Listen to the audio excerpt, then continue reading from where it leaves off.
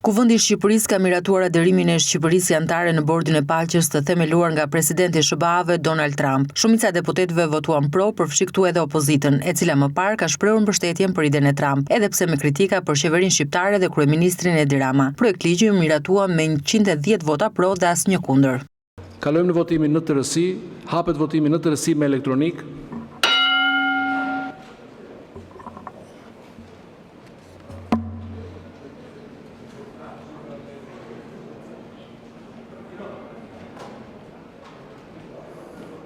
Mbyllet votimi.